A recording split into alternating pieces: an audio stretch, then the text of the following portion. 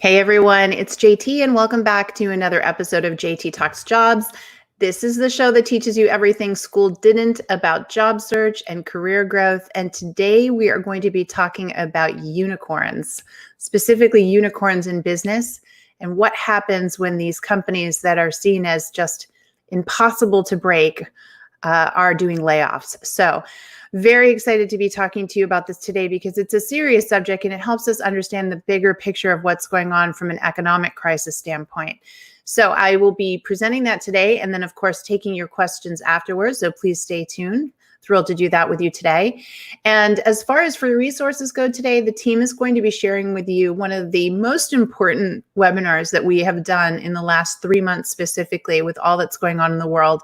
It's called Laid Off and Looking, and we've had thousands of people listen to the webinar. It's very in-depth. We teach you 6 steps that you need to take when you've been laid off, and they're all around your strategy for a job search, which is vitally important. You can't just jump in and start to look for a job. You actually need a very specific strategy when you've been laid off. So please go over, grab that. You know, our resources are completely free. And this one is as well, of course. And you can download the PDFs that come with that tool and just get started on structuring your situation, your job search in a way that will help you get hired faster. So speaking of that, today we're going to be talking about this idea of unicorns. And it's funny, I think some people know what the term unicorn means and others have no idea. So I thought I would begin today by grabbing I can't speak today, by grabbing the definition of a unicorn. And so I grabbed this from Wikipedia and it says, it's the free encyclopedia. It says a unicorn is a privately held startup company valued at over $1 billion. So think about that. It's not publicly traded on the stock market. This is a privately owned business that is worth over $1 billion. The term was coined in 2013. So that's, over 7 years ago by venture capitalist Eileen Lee. And it's choosing the mythical animal to represent the statistical rarity of such successful ventures. Now, fast forward to today, and there are a lot of unicorns out there. And I think for some people too, they've come to generalize the term unicorn to talk about just these big businesses that seem too big to fail, or in the case of all that's going on in the world right now, too big to lay off. And now we're seeing that is not the case. In fact, at the time of the airing of this episode, we've had over 40 million people in the US file for unemployment in under 10 weeks. And while our businesses are starting to reopen and companies are starting to go back to work, and some people who are furloughed are going back to work, the reality is that most companies have admitted that they are permanently contracting, meaning they are staying smaller when this is over. And on top of that, we're about to see another round of layoffs from the companies that were required to keep their employees as part of their payroll protection program compensation. So if you got the payroll protection program loan, part of the stipulation was that you could not lay people off in that time frame. The point was to keep people employed. But a lot of companies are now going to run out of money to pay these employees and not be able to sustain. And so there's going to be another whole round of layoffs coming here that are going to hit people pretty hard because they're going to think they had made it through the layoffs only to find out they're being laid off now. And so it's a struggle. And some of these companies that are going to be doing these layoffs are these unicorn companies. And I know this to be a fact because people are writing about it everywhere. So I wanted to give you some framework because if you are currently employed at a larger firm, and you think that your job is safe, I need you to really be smart here and understand some things about the fact that no job is safe. And more importantly, know the reasons why companies do this so that you can, should you lose your job, be ready to jump into action, which we'll talk about today as well. Okay. All right. So now that we understand unicorns, this idea of big companies that are too big to fail, let's look at an example of one. And a really well-known one is a company called Carta. Now, Business Insider, wrote an article about Carta and the fact that this unicorn ended up doing layoffs. And I will make sure that we share the full link with you. But this quote is from the article, and I want you to read it. I'll read it out loud. I want you to really listen to it. It said, unlike many of its peers, Carta wasn't hurting for cash or facing major business declines when it made the layoff announcement. Now, they laid off over 162 people. And to give you an idea, they had like a little over 900 employees at the time. So that's over 20% of their workforce that they laid off. Instead, insiders said Ward, who's the CEO of the company, seized on the coronavirus crisis as an opportunity to prune back unwanted growth. Some people saw the layoff as quote unquote cleaning house, or a chance for Ward to get rid of people he didn't want at the company. Others believed it was a rational move for Carta, which proved the years had staffed up for projects, that over the years they had staffed up for projects that leadership no longer cared about. So you'll notice that I bolded some very key phrases within that explanation. And these are in this article, they talk about various sources they interviewed and their theories on why Carta, in spite of the fact that they had money, were laying off 20% of their workforce, right? So we heard prune unwanted growth, get rid of people they didn't want, and the fact that they had staffed up projects that were no longer being backed by leadership, therefore really weren't being, managed properly. So think about that, because as a result, you have to ask yourself, well, but they had money. Why wouldn't they just keep everyone knowing everything that's going on right now, right? And this is what you need to understand, is that there are going to be a lot of companies right now that are so big that are going to lay off, and you're going to say, how can they do that? Why won't they just keep their employees? Well, I'm going to walk you through a bunch of reasons today, while even though they have the money, they're going to do these layoffs, especially when the PPP is over, okay? So reason number one is to adjust to match the new, and notice in all uppercase letters, lower revenue and business goals. So every company that I've talked to has revamped their goals. Companies will plan budgets every year and revenue goals. They've all thrown them out the window. And now they're just trying to figure out for the end of the year, what do they think realistic revenue goals look like? So they have to take, basically what's happened during March and April and May. Now there's been several months of data, and say, okay, what's realistic to come back now? And how badly were we hurt in that time that we're going to have to make up for? So they look at that and say, well, then we need to cut costs somewhere. And employees are usually some of the most expensive costs that they have, because it's not just the salary, it's the benefits, it's the taxes, it's overhead, all the other things that go into it.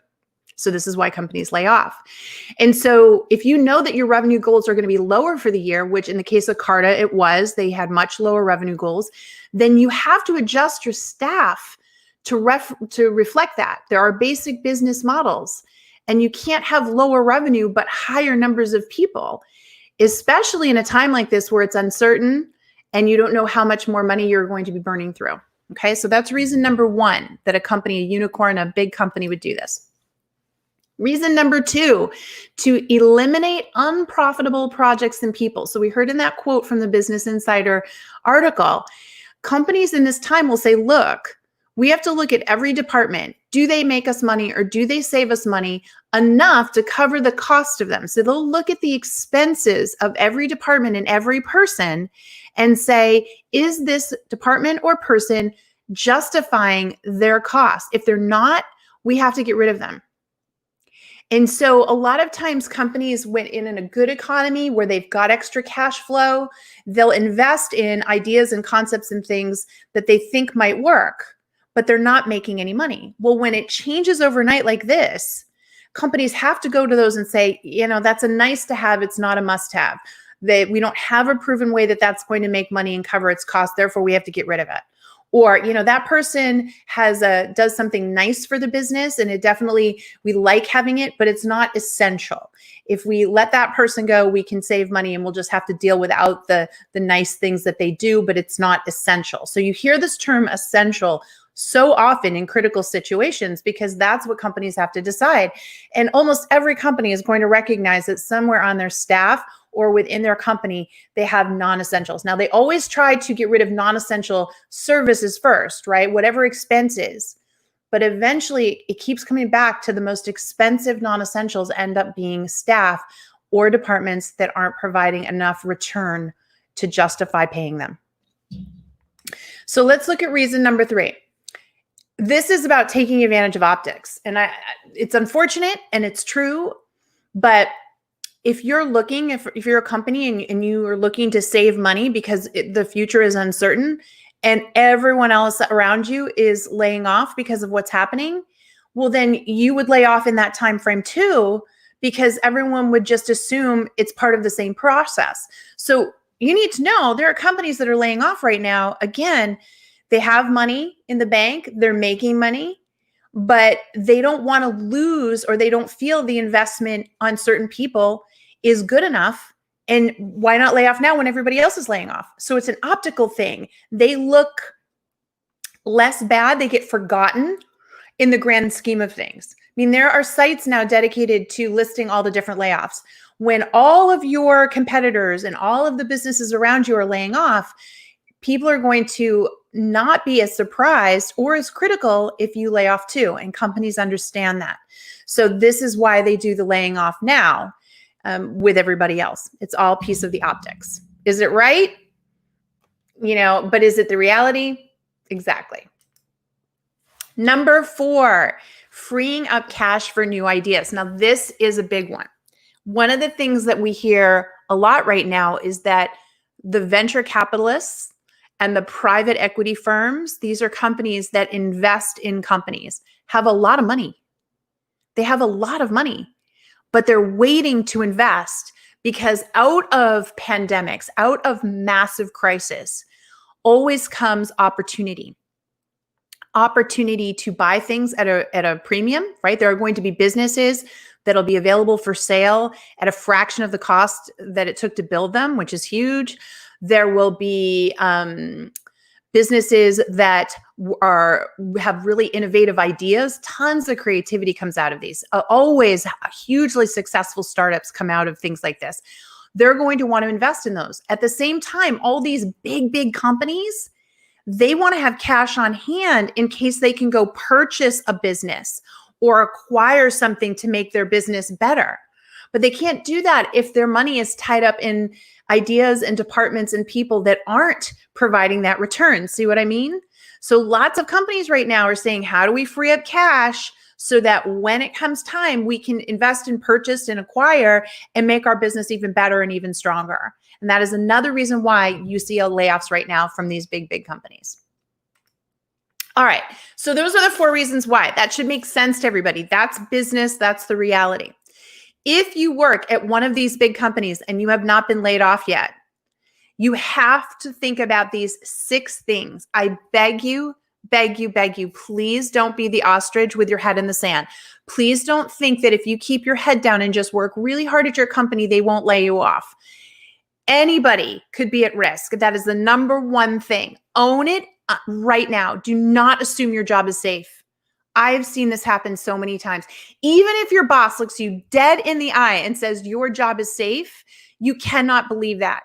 Because in these big organizations, those decisions are being made 2, 3, 4 levels up. And they are made and decided upon so quickly that it's generally out of the hands of your manager. So you need to know that, okay? At these big companies, that's how it works. I was in it for many years. I know how it works. The second thing I'm going to tell you is even if you love your job, even if you want to do everything in your power to keep your job at this unicorn, you still need to get your resume and LinkedIn profile optimized. Get your resume ready and PDF'd. Get your LinkedIn profile keyword optimized so that you show up in recruiter searches based on the skill sets that you want to leverage in your career. You want these tools always at the ready. You are a business of one. You're a service provider. If you are to lose your job unexpectedly, you want to be able to redeploy as quickly as possible. And getting those tools done now while you have a job, very important. Number 3, you want to start an interview bucket list. Honestly, folks, everyone should have one of these. Even if you love your job, somewhere you should have a doc where you list companies that you would love to work for because you believe in their products or their services. You love the customers they support. You have to have some personal connection, some kind of emotional reaction or connection to that employer that you know would get you up out of bed every day and go to work there because you self-identify. That is very important. And it shouldn't just because they pay great and they've got great benefits. That's not a reason. I want you to feel internally motivated by why they are even in business. This list of bucket list employers you should always have handy, and you should always be looking to network with people at those companies, because we know that the majority of jobs are gotten via referral, and that post-crisis, there's a very long stretch of what's called a hidden job market, meaning companies aren't going to post their jobs publicly in all the job boards.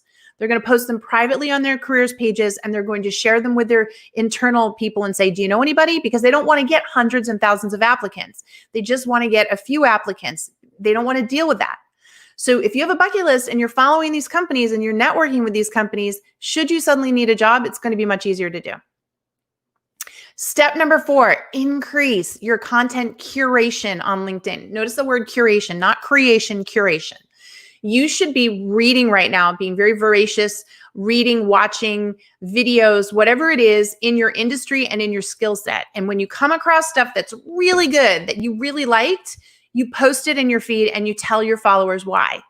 This is how you serve your network. You share knowledge. What it does is show them your thought process. What do you think about? What you care about? It also helps you brand yourself for your area of expertise, so that when the time comes that you suddenly need a job, you are top of mind, because all along you've been serving your network and helping them by giving them educational content. So this is a really easy trick for you to stay top of mind in all the people that you connect with. Very, very key. Number 5, reconnect with colleagues. I have a 5-a-day rule. Go into LinkedIn, find 5 people you haven't talked with in a while, and just send them a note. Hey, how are you? What's going on? What's new in your world with work, right?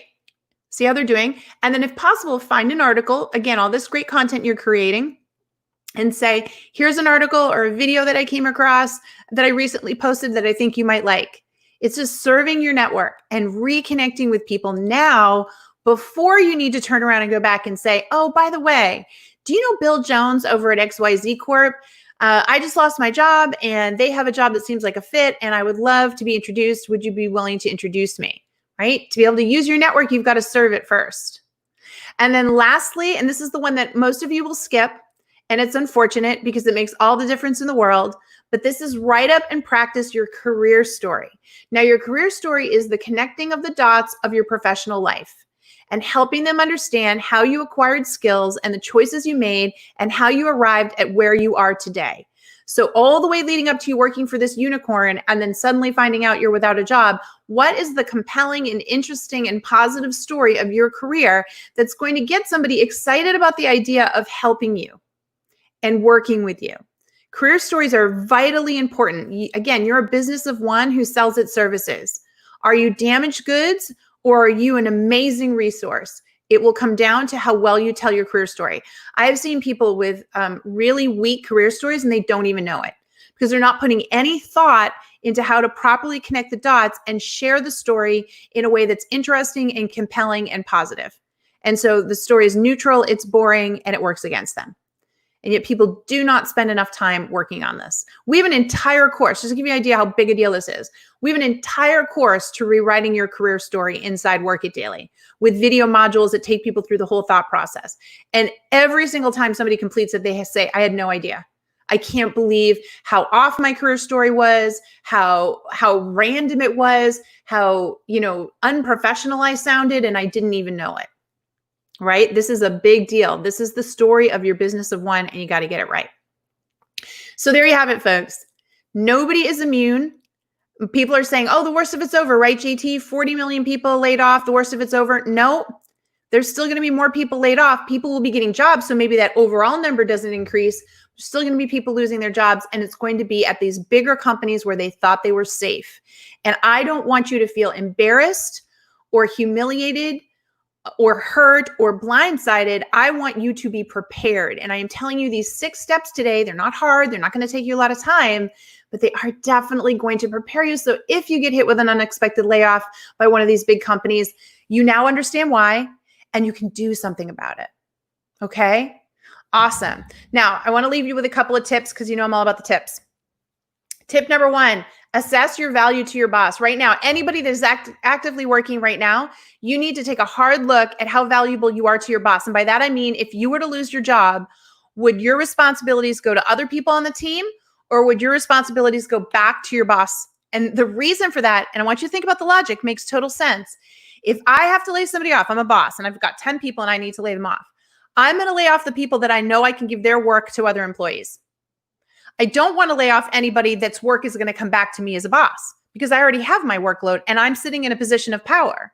So this is why every employee out there should always try to make sure that they have a bunch of tasks they're responsible for that would have to go directly back to their boss if they were let go. That is job security right there, my friends. Tip number 2, focus on saving or making money. You should always be able to justify the cost of hiring you.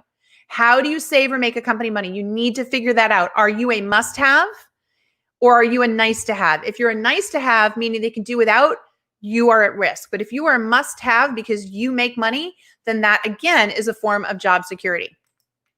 And tip number 3, please keep your frustration in check. I have people who have worked at companies for 5 years, 10 years or more, and they somehow think that that has created sort of tenure for them. Well, I'm so entrenched, JT. They need me so badly. I've been here through everything. I can say what I feel. And if I'm frustrated, I'm going to say it. I'm authentic. I have integrity. That is not the way to be right now. Anyone, it doesn't matter how long you've been at a company, is at risk. And attitude is one of the first things you want to get rid of in this situation, because it brings everybody down. I don't care how talented you are. I don't care how much you do for your boss. If you have frustration and an attitude, you are literally in consideration for being removed, because the emotional stress you're creating for everybody else around you is a problem, and companies will not tolerate it. So please keep your anger, keep your frustration in check, figure out a way to cope, be grateful. Attitude, right? Gratitude is an attitude. Have that as your attitude, because it doesn't matter how long you've been there or how much value. If you are an annoying, frustrating, angry person, then they're not going to want you around. And that is hard to hear, but I'm here to tell you what you need to hear, not what you want to hear. Okay, my friends? Awesome. Okay, so we're going to take some questions now. Hopefully, again, to recap, this was about you understanding the reasons why these big companies, we think it's all over, but there are these big companies that start laying off right now, and people are going to go, what are you talking about? They have money? Why are they laying people off? I walked you through the 4 reasons why. More importantly, I walked you through the 6 things you should be doing to prepare yourself in the event you get blindsided, and offered you 3 bonus tips to keep in mind. So when you go back and watch the recording, if you're just joining us, that's all that you missed.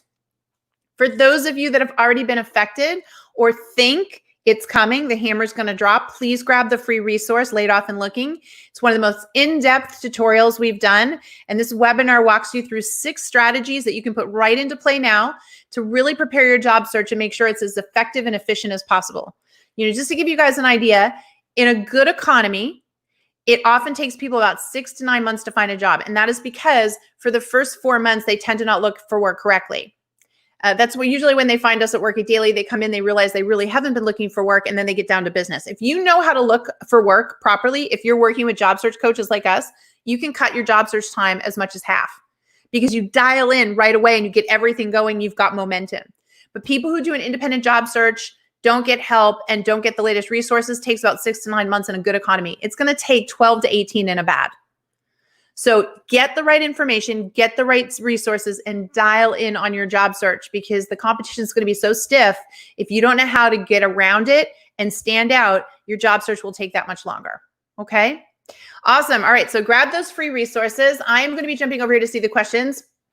I want to let you all know that the company right now, we are offering for a limited time an opportunity to do a one-time payment with us to have your resume reviewed, your LinkedIn profile reviewed, your cover letter reviewed, and 30 days inside our program. So instead of our monthly or annual subscription, it's a one-time payment, one and done. And you get LinkedIn profile reviews, resume reviews, cover letter reviews, and 30 days with our 15 plus tutorials on interview prep, job search, professional strengths, all salary negotiation, career story. These are all of the tools and resources inside our platform. So be sure to check the link out. I know my team is sharing it with you right now. We do this from time to time. It's not always a full-time offering.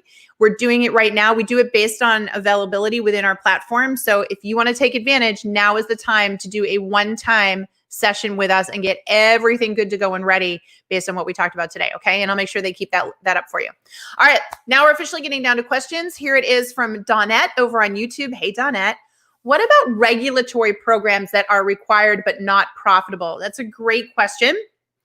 So government programs and regulatory programs all are being run status quo right now. However, you need to know that the government is looking at where it's going to contract. It has given out so much money. This is the next phase. And I predict probably within 12 months, you'll start to see changes in policy and see changes in what's available. So government workers are going to start losing their jobs probably 12 to 18 months. Right now, no, because the government just has to get through all this. But afterwards, they're absolutely going to look at where they can contract. So you have to ask yourself, if you're in that space, how important is that to the overall health of, and at this point, the financial health of the country, of the government, the agency that you're a part of? If you're relevant, okay. If you're not, I would really start looking for work, because again, government jobs, people think government jobs are safe. They're not. People think teaching jobs are safe. They're not. Well, it's not everyone's going to lose their job, but some people are going to lose their jobs. It's just those layoffs are trickle effect. They're going to come 8, 12, 16, 18 months down the line. People don't realize that, but I'm telling you, I've been in this business for a long time. I've literally worked through 2 recessions, been alive for 4 of them. I understand what happens, and this is a trickle effect that works through, and government and education will be hit next. Okay, Sandy says, what do you recommend for folks already in a job search, especially at the executive level, to keep their motivation going? I think they should offer pro bono work or volunteer. Do you agree? That's a brilliant idea, Sandy. So a lot of people at the executive level think, oh my gosh, is it going to diminish my executive brand and presence if I give work away? Shouldn't I command money? But you should spin it a different way. If I was an executive looking for work right now, and we have lots of them, hundreds of them inside Work It Daily that I work with exclusively as part of our executive plan, they work with me directly. And when I work with them, I say, all right, here's the thing. We need to figure out your specialty and your niche. The more niche you are, the more gravitas, and it's just a fancy word for depth of knowledge you have. And study after study shows that when you are perceived to have a niche, a specialty, gravitas, depth of knowledge, whatever you want to call it, you are seen as smarter, as more intelligent. And by default, when you're seen as more intelligent, the assumption is that you can do a lot of things really well. So for executives in job search right now, you have to dial in on your specialty more than you ever have before in order to show your depth of knowledge and your intelligence level to make employers think, okay, he or she could do a lot of different things for us because he or she is so smart at this one thing. So pro bono work would be a great way to do that. Go do a very niche project, offer it up to one company and say, I'm really looking to develop my area of expertise and depth of knowledge in this one area. So I'm willing to do this one pro bono assignment for you in exchange for a recommendation. That's a working education, and that's a very smart thing for executives to do. The other thing that I strongly suggest is creating content capsules. And this is something that we do exclusively at Work It Daily with our executives. They come in, we identify their niche, their area of expertise. We work with them. They write an article, which gets published on our site, which has massive SEO. So literally when you search for their name, it's the first thing that comes up in a Google search. We then video interview them and create a YouTube video for them. And then we rip it and turn it into a podcast for them. And that's a content capsule: article, video, podcast. By having a content capsule as an executive, that's 3 pieces of content you have to push out and share and serve your network on LinkedIn, when you're messaging, when you're out networking. This is how you portray and show and give away your gravitas. And we have seen our members do this and get phone calls for jobs that they didn't even apply to, that weren't even posted. But it's because, again, they showed that intelligence through the content as a way to define themselves. So executives, it's a whole level of work that needs to be done right now in order to really stand out. Great question, by the way. Phyllis says over on LinkedIn, all this makes sense. I was well regarded, but downsized while the junior level team members remained. Yep, happens a lot. They kept those with cheaper salaries. Yep, happens a lot. Can someone at the higher end of the salary scale still find opportunities when corporations are eliminating expenses? They can, Phyllis. And so there's really 2 paths that are going to happen here. One is you're going to take a junior role. So you're going to take a step back. And you're going to be really upfront about that. And you're going to go after that hard and heavy.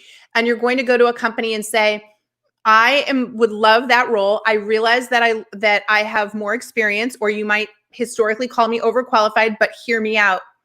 You're in a skill set in an industry that I really want to be in, and it's going to take me years to build that up.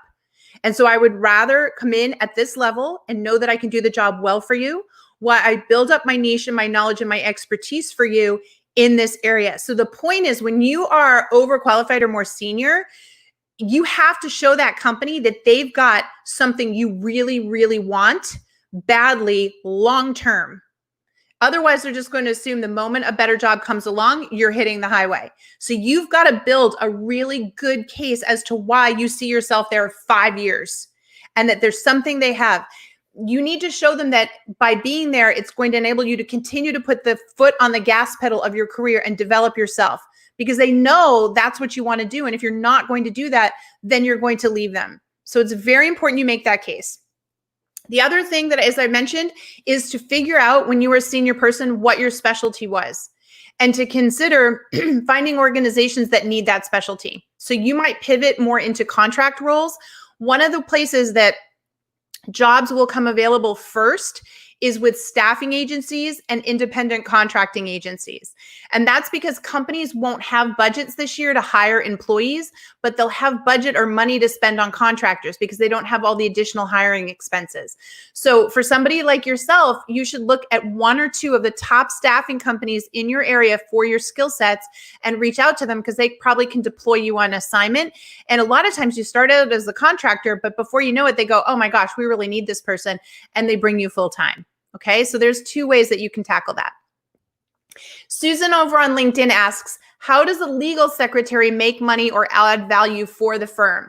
So the first thing you have to ask yourself is, this is such a fun exercise. If my job went away, if they took my job away, what would break? So if you're a legal secretary and all of a sudden the legal secretary went away, what would break? How would things break? How would things go wrong? And I'm going to guess, but I'm not, legal. First of all, there's a whole bunch of important work that wouldn't get done, that would fall on the lawyer who doesn't have time to do it. So things would take longer. Maybe things wouldn't get filed as quickly, right? And then that could affect the success of the law case. There's always pieces there. So in law, for example, lawyers might charge, I don't know what they charge per hour, $200, $500 an hour. Should they be doing work that can be done by somebody who makes $20 an hour or $50 an hour? No, that's not a good use of time. So for you, where you save or make that company money is that they're able to get that particular task done at a cheaper rate, which frees them up to do the more in-depth work that they can charge more for, right? So this is how you work it out. Take your job out of the mix and ask yourself, what would break if I wasn't here? That's how you can start to figure out your value. All right, Sam over on YouTube is asking, when you don't get a dream job in the bucket list company, should you write a final thank you letter for that interview process to HR or the hiring manager? Okay, so I want to back up and explain what Sam's asking. So inside the Work It Daily program, we have a proactive job search plan, and we teach you how to get your dream job by creating a bucket list of employers and targeting. There's a very special techniques we teach you to target so that you can get interviews. Congratulations, Sam. Sam got an interview with a bucket list company, didn't get the job. And Sam's now asking, what do I do? Do I send a thank you note? And the answer is absolutely, Sam. Send a thank you note to every single person you met along the way and say, I really enjoyed the process. While I'm so sad that I wasn't selected, I'm really glad that you found the right person for the role, because that's how much I love your company. I want to see you succeed. That being said, what's the best way to stay on your radar screen for future opportunities? How can I be proactive and earn the chance to interview for something else in the future? So first of all, compliment them, thank them, right? Show them no hard feelings, be a good sport. And then instead of asking what you could have done differently or for feedback, everybody, don't do that.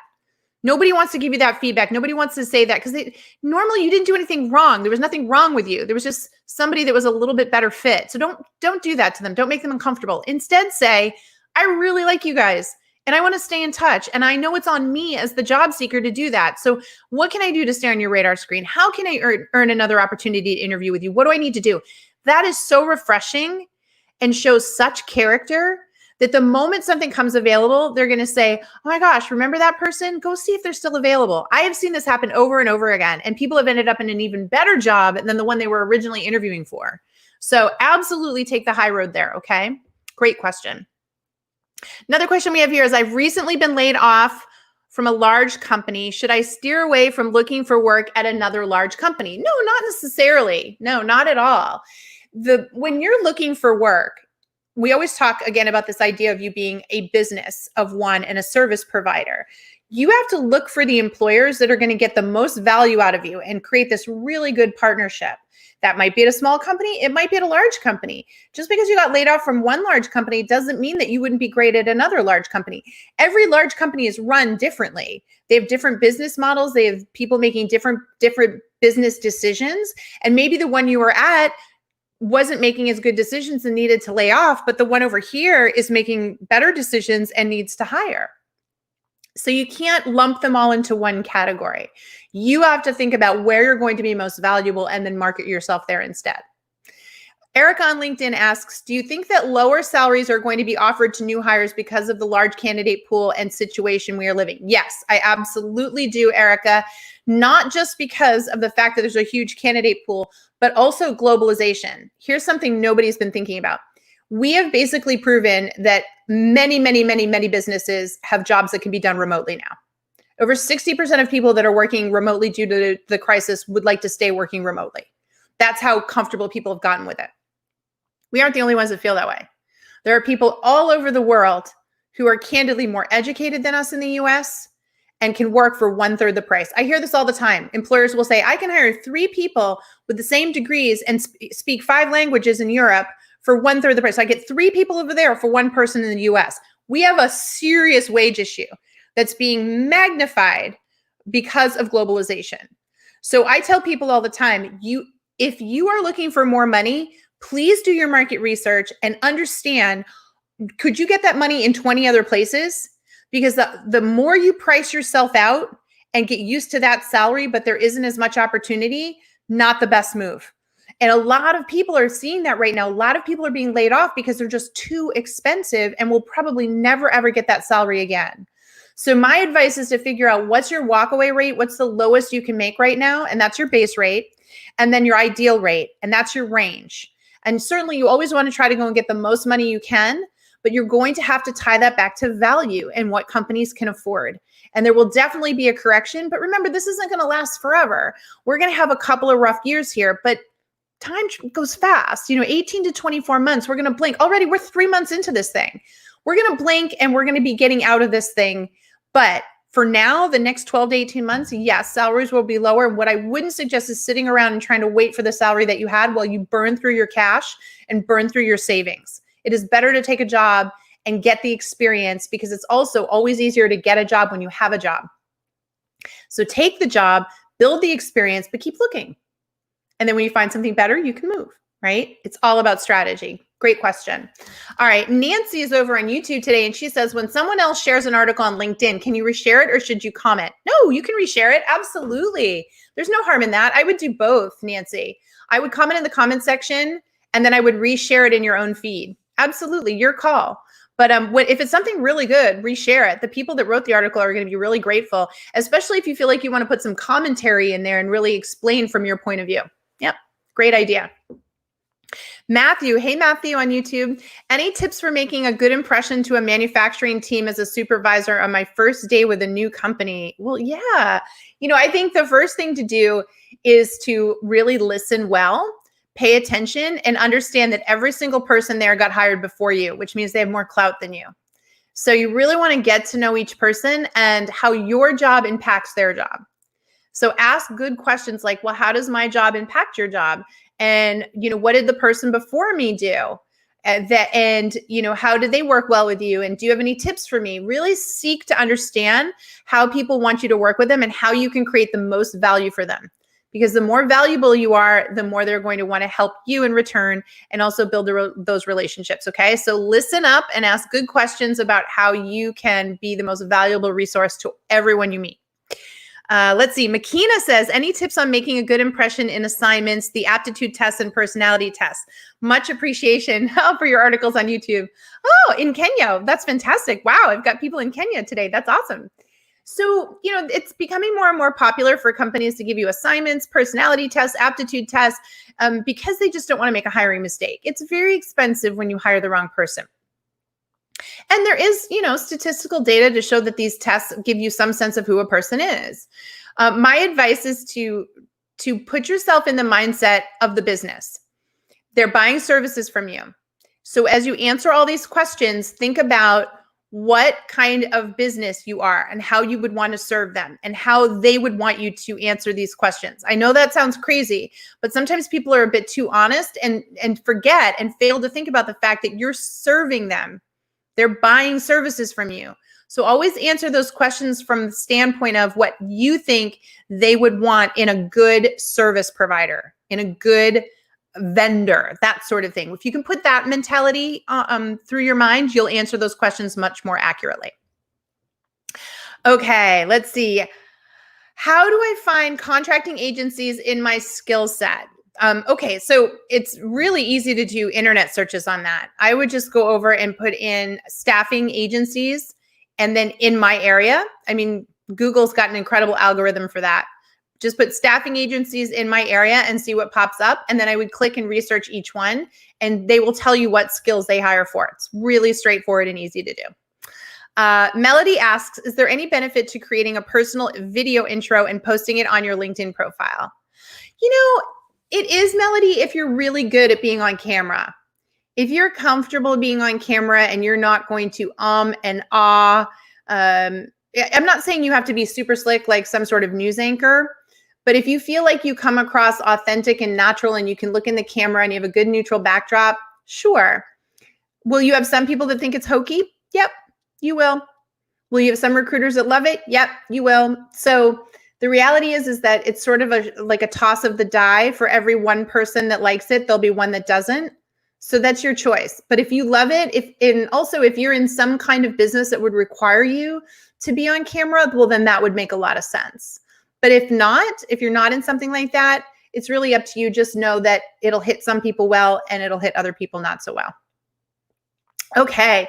Hey, folks, again, quick reminder. We are doing our limited time special right now, which is a one-time payment to access the Work It Daily platform for 30 days. You'll work with our career coaches. They'll review your resume, your LinkedIn profile, your cover letter. You'll get access to all our tutorials for 30 days. We have both the professional level and the executive level. I actually work with the executives in the executive level.